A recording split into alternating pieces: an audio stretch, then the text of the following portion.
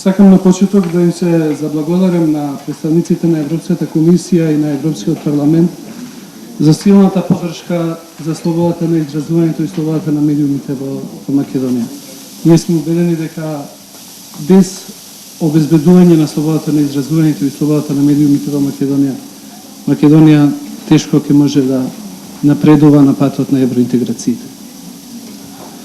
На почеток сакам да го изразам моето разочарување од предолгиот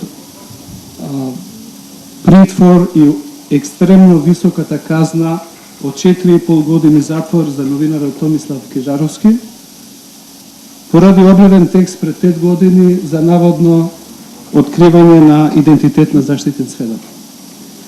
Сигурно дека мојата намера не е денеска да ја коментирам судската одлука, туку имам намера да спомнам само некои факти кои сметам дека се важни во оваа прилика. Во извештајот на Европската комисија за Македонија во делот на правосудниот систем има ваква оценка. Во однос на независноста на судството има тврдење за селективна правда, индиректен политички притисок или дека правдата не треба само да се спроведува, туку треба и да се види. И дека има сериозни сомнежи за независноста на судството во Македонија. Ова ли е независното судство кое го осуди Кежаровски, а сега никој не може да интервенира и да ја поправи штетата? Овие делови од извештајот значат дека ние како општество, парламентот, владата, политичките партии, граѓанскиот сектор, сме потврлиле во намерите да изградиме независен судски систем во кој ќе веруваме сите. Затоа, денеска никој од нас не може да се амнестира од одговорноста и да се огради дека тој случај е прашање само на судската власт. Сакам да ве охрабрам сериозно да го следите случајот и ако судската и извршната власт не најдат начин да ја поправат грешката, да размислите и за амнестија на нашиот колега. Нема да биде ни прв, ни последен пат, затоа што овој парламент има донесено неколку закони за амнестија. Второ, ние сме убедени дека пресудата за Кежаровски не е во согласност со судската пракса од Европскиот суд за човекови права во Страсбург. Ако не се поништи, тоа сигурно ќе падне еден ден пред Европскиот суд и Македонија ќе се осуди за кршење на правото на слобода на изразување. Ние не најдовме ниедна одлука од овој суд кој одобрува ваква казна по ваков основ. Дури Хашкиот суд осуди неколку новинари за откривање на заштитен сведок за предмети за војни злосторства, но ниту еден од нив не беше осуден со казна затвор. Туку беа осудени условно. За жал, ваквото однесување на судот уште повеќе ќе го наруши и така лошиот имидж на земјата во светот и ќе ги намали незините шанси за што побрзо зачленување во Европската унија и НАТО. Трето, овој случај има екстремно негативно влијание врз слободата на изразувањето. Затоа што ги одвраќа новинарите да истражуваат за евентуалните злоупотреби на институциите. Овој факт не е земен во предвид кога судот одлучувал за овој предмет. Во секој извештај на Европската унија за Македонија постојано не потсетуваат дека во медиумите е присутна само цензурата.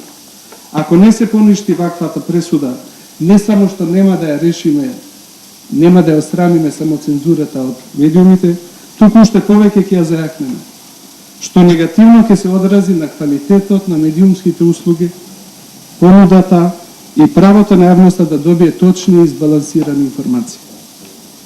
Почитувани, негативни оценки во европскиот извештај има и за слободата на изразувањето и слободата на медиумите.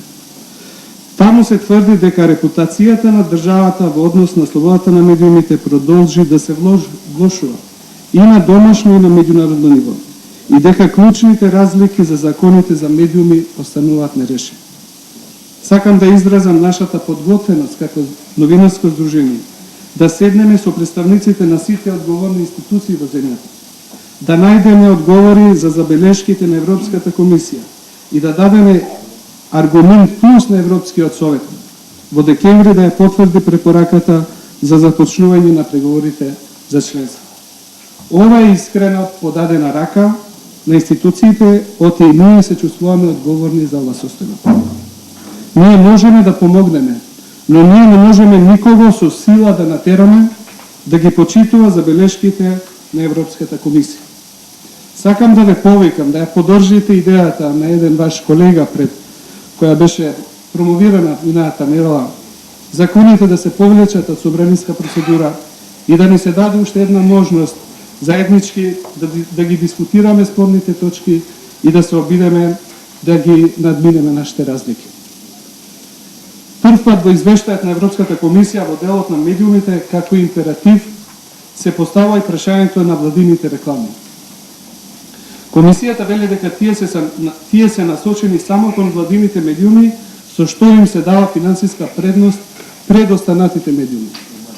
Мислам дека се согласуваме дека секое огласување на јавните институции во медиумите треба да биде транспарентно.